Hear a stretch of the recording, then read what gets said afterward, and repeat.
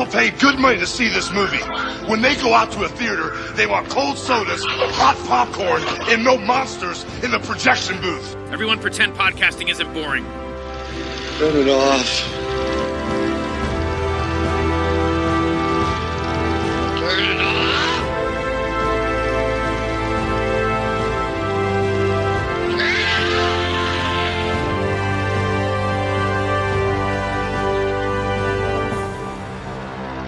Hey folks, welcome to a special episode of The Projection Booth. I'm your host, Mike White. On this episode, I'm talking to Ceci Cleary. She is a multi-hyphenate, has been doing a lot of stuff over the years, casting, stunts. She is a professional wind sailor, and she is also a producer. And she's produced a new movie called To Leslie.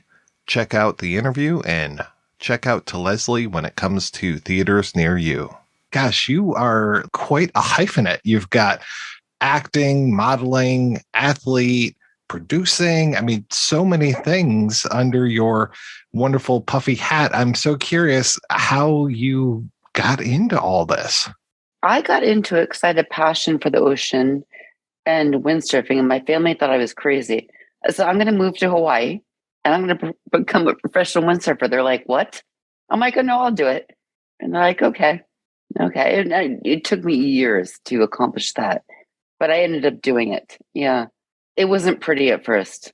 Oh yeah. My first contest, I went out into the waves and went straight into the rocks. I was like, embarrassing, but I didn't give up. How long does it take you to become a professional windsurfer? A very long time. To do the big waves in Hawaii, you have to do a lot of training. I don't know how I talked my college into it. I went to University of Vermont, and I talked them into doing Maui Community College and transferring my credits. So I go to class for a couple of hours a day, and then I train all afternoon. And I would ask my friends, I'm like, am I ready for the big waves yet? They're like, no, don't even try yet. Don't even bother. Go train a little more. How did you even learn of windsurfing as a sport? Well, I had a really good friend who was an Olympic windsurfer who I knew since childhood, who lived in Tortola. And my family used to go there on vacations. And I would just watch everyone. I'm like, I want to do that. So he helped teach me. But that was flat water. Yeah. So flat water is a no-brainer. But big waves in Hawaii, that's one other situation. So I went to Hawaii thinking, oh, I got this. Oh, no. Embarrassing. I mean, it was like my first day at the big waves. I was straight in the rocks, and it was like, and everybody was laughing. I saw everyone that night, because everyone after windsurfing and big wave surfing, we all go to the same restaurants and bars, and they're like, yeah, we saw you today. I'm like, yeah. But you stuck with it. I did stick with it. And I just ate humble pie, and I'm like, I'm just going to keep training until I do this. So I had read that you got involved with somebody, was it from Jaws? What was that story? Oh, yeah. All the big Jaws guys, like Laird Hamilton, Pete Cabrina, Rush Randall, Mark Angulo. Who are the original other guys? I'm blanking on a couple names, but they were all big wave windsurfers. Dave Kwam is another one. And we were all on different teams for big wave windsurfing. But at the same time, they were kind of moving on to Jaws. So they were getting out of big wave windsurfing, but into Jaws. They were very supportive of me. They helped me navigate being a female professional athlete. They were great. So they taught me everything. And then when kite surfing came around, they were the entrepreneurs of kite surfing. And they're like, we need a couple more women out there. So I was one of their test dummies. I'm like, thanks a lot, guys. So this isn't Jaws the movie. No. This is Jaws, the big wave surf break in Maui. Okay. All right. That's why I was so confused. Because you eventually, have a career in movies. And I was like, what is this Jaws connection? Yeah, I know. It can be confusing, right? Yeah. So Jaws is one of the biggest surf breaks in the world. It happens to be on Maui. It's a big thing now. Yeah. Not to be confused with Jaws the movie. So how do you eventually get involved with film? Well, because I was doing all of this, and because I finally made it as a professional athlete and windsurfer, a lot of movies were being filmed in Maui at the time and Oahu. I just sort of fit the bill. I was 5'5", brunette, And I just did a lot of stunt doubling for surfing scenes, for whatever production companies needed. And I was commercially modeling at the time for Champion Sports, where a lot of other companies were all filming on Maui. I just was like, I want to be behind the camera. It's fun. It's fun to be in front of the camera, but it's sort of like, this is boring. I want to learn behind the camera. So what I did was every time I didn't get an acting or modeling or stunt job, I would just say, listen, I want to be PA. I'll go get people coffee. I don't care. I just want to learn. Yeah. And that's how it all started. That was in my 20s. And then I got into locations management because those were the jobs I was getting offered. And at that time in Maui, there were a lot of good jobs coming through. Clint Eastwood had done Hereafter. I would just take any job I could. And that's how I learned. The casting agent that, had done Lost and still does everything on Oahu, is a good friend of mine. She flew me over to Oahu, and she's like, because I was going to be the stunt double for Evangeline Lilly. Yeah. And she's like, okay, well, there's a problem here because she already has a stunt double. And then they were trying to cast me for parts in that. And they're like, you look too much like her. You will never get an acting part. But we could have you as a stunt double. But then her friend's a stunt double. I'm like, oh, well. Doing stunts is no joke. How do you learn to do stunts? Interesting thing is, I didn't really learn to do them. There was one stunt they had me do I had no idea how to do. It was an underwater diving commercial for a European perfume company. I told the production company, I'm like, I don't know how to dive and I don't have a license. They're like, we'll teach you. And I said, okay, fine. And then they had me in this jungle outfit in like a freezing cold pool in the Big Island. And I was like, guys, this could be kind of dangerous because I don't have a license. I don't even know how to like do the air properly. And they taught me the day before and I somehow pulled it off. And so I was doing all these scenes where the director had earphones so I could hear it underwater. But then I was freezing my butt off and I had people lower me down and it was like in and out of the pool all day. I don't know how I did it. I swear to that was one thing I was not prepared for. I was sort of like, I don't know if I can do this. But the other stunts weren't a big deal because they were windsurfing stunts or big wave surfing stunts. I know how to surf big waves. I know how to windsurf. I know how to jump off a cliff. There's a couple things I had to jump off a cliff for, but that to me was easy. Jumping off a cliff is easy for you. Okay. Well, at the time, I wouldn't do that now. I would take a pass on that one at the moment. You are doing the doubling, you're doing the stunts, you move into the location management. I mean, what's next? What comes after that? Well, I did that for a while and then I decided I want to produce. But I knew it would be kind of a long road. An opportunity came to me about 5 years ago where I produced my first movie, 40 Love. And my very close family friend, said, I trust you. And I said, listen, I'll put a team together. I will make this movie happen, but you have to trust me.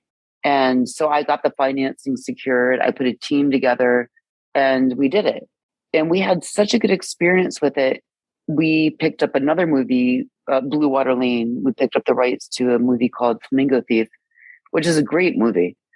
Unfortunately, because of COVID, no fault to the two lead actors, but they weren't comfortable working during COVID. I didn't know what to do. I was on a one-day reshoot for 40 Love in New York during COVID, and I get the call. I mean, I had production offices open. I was like, oh my goodness, what am I going to do? I called my producing partners who are lovely. Jason Schumann, he's doing the Lakers series right now, and his other producing partner, Eduardo Cisneros, they're also doing Acapulco 2 right now. We all had a talk, and we read 11 scripts over one weekend. And we all talked on Monday morning, and we decided To Leslie was the one. Because I didn't want to lose my crew for Flamingo Thief. And they were a lovely crew. I mean, I didn't want to lose our team. We all decided this is the one. And then I flew back to LA. We went and met with the financiers, and we said, this is the one. Do you guys approve it? And they said yes. In 2 weeks, we were in pre-production for To Leslie. You shot that all during COVID? Yes. It was very challenging because the first 2 weeks we were shooting, LA wasn't shut down. And then the first 2 weeks into shooting, they shut down. But they kept us working. Luckily, the governor kept us deemed essential. But it was a little creepy. I was staying at the Sunset Marquis. I was like one of the only guests. But I was on set every day anyway. So I'd leave, 7 in the morning. I wouldn't get home till 10 at night.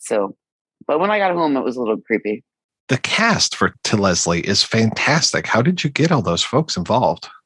Well, I'll give that to Michael Morris. He is amazing. He's one of the best directors I've ever worked with. This was his first opportunity to do a feature film.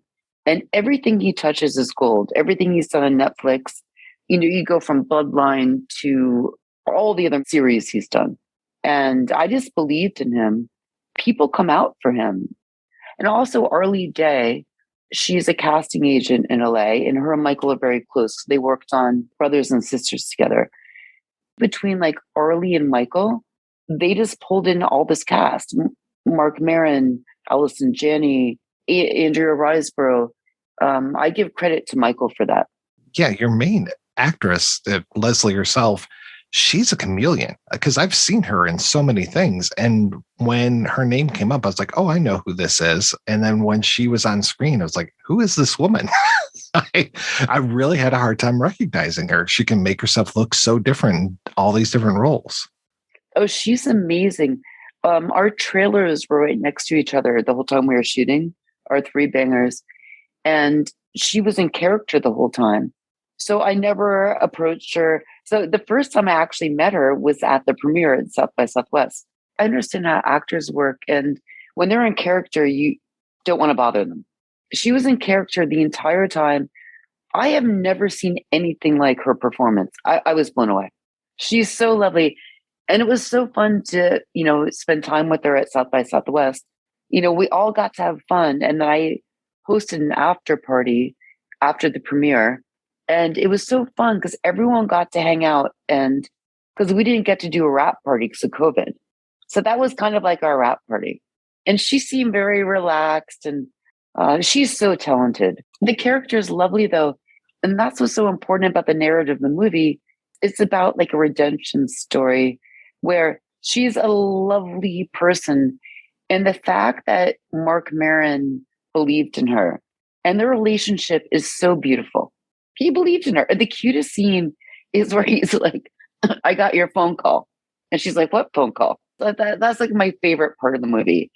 And for a stranger to believe in somebody who has gone through a hard time. And then Owen Teague, I think he's the next up and comer as well. I mean, he's amazing. And then Andrea Rojo, who played Bubbles in The Wire, he was so funny. I feel like the second and the third act, it gets lighter. The first act is, we had to set the tone of what was happening. But as you get through the second and third act, it's such a beautiful redemption story. Yeah, where did you find Owen Teague? He was amazing, to your point from earlier. Oh, Michael Morris, because he directed him in Bloodline. Yeah, so that's the connection. So Michael Morris, I mean, he's the rock star in all of this. He's the one that brought all the talent in. And he is just so kind and smart. And then the fact we decided to shoot it on film, Michael decided to shoot it on film, it just added to the edginess of it being 1992 in West Texas, and it just worked. I didn't realize how used to video I was until I started watching the film last night. I was like, oh my God, this looks amazing. Yeah, it was kind of a pain in the ass because you have to get the dailies out every day. It's a little more challenging when you're not on digital. But he made a wise choice to do it on film. And also we shot up in Lancaster, not a fun place to be. But it was the only town in California that could double for West Texas. Oh, that was fun. We had to clear out the whole hotel. We had to displace everybody. What a cast of characters we had to remove from the hotel. We had a tech scout up there. And one of my producing partners like, this is scary. I got to get out of here. I'm like, it's going to be okay. When we come to shoot, we'll get everybody out of here. It's going to be just fine. Yeah, it was something. So when did you finally get to see the whole film put together? Was that South by, or did you get to see it beforehand? Oh my goodness, I've seen it 100 times. Because I'm a producer, I had to watch every single cut of it for the past 6 months and give notes. And Michael and I would talk all the time. I talk with my other producing partners. We give notes. Okay, we've got to cut this, add this, put this back in, take this out. I watched that movie probably 100 times before we got to the version we have. Yeah, that's my job as a producer. It's just, and I like to be a little laissez-faire, where I trust our director, Michael Morris, and I trust my other producers. But we all had to look at it. We went through so many edits to get where it's at. Was your premiere the first time you saw it with an audience, or had you seen it with an audience before? There was a 2.5 hour version that we did, oh gosh, must have been 6 months ago or so, up in LA. And that was only the producers and Michael Morris and just the close crew. But that was not with the public audience. The first time we saw it with the public audience was South by. All of us saw it a million times. And we were all just like, oh gosh, what are we going to do? Where do we cut?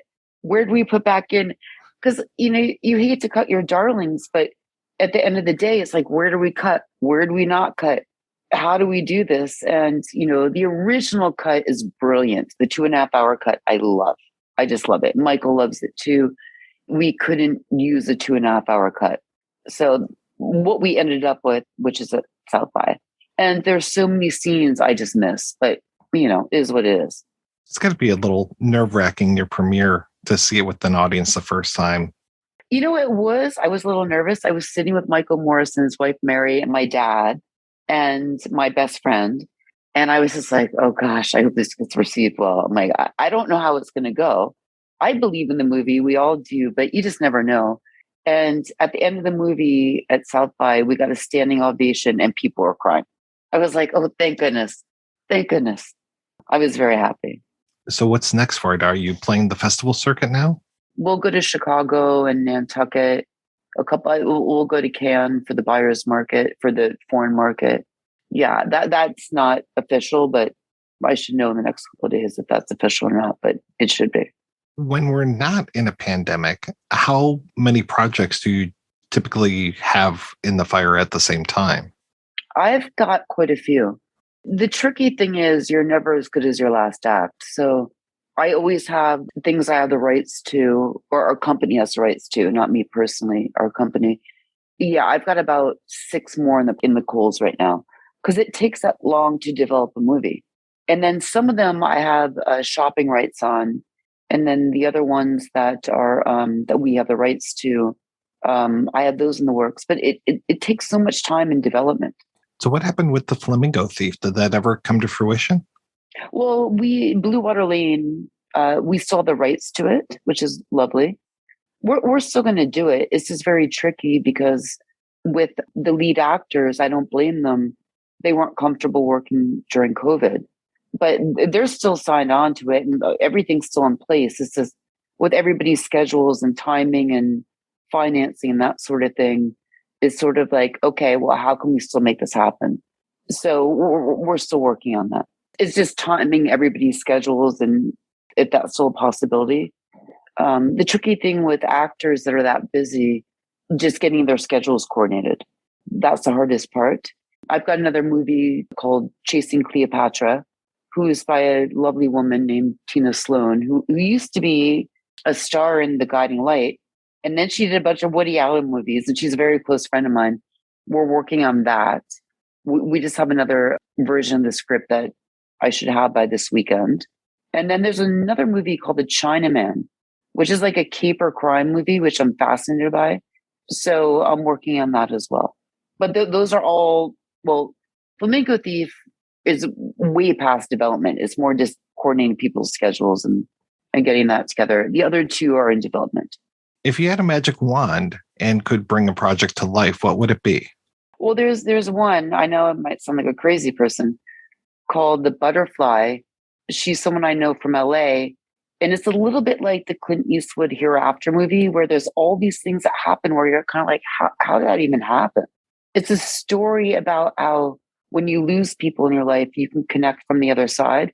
I know that sounds weird and very LA, but the coincidence I've had, I'm kind of like, it's a very interesting story. So I'm thinking about getting the rights to that because I feel like it's a message people need to have. When people die, they're not gone. They're still here. And I think people need a little bit of hope right now.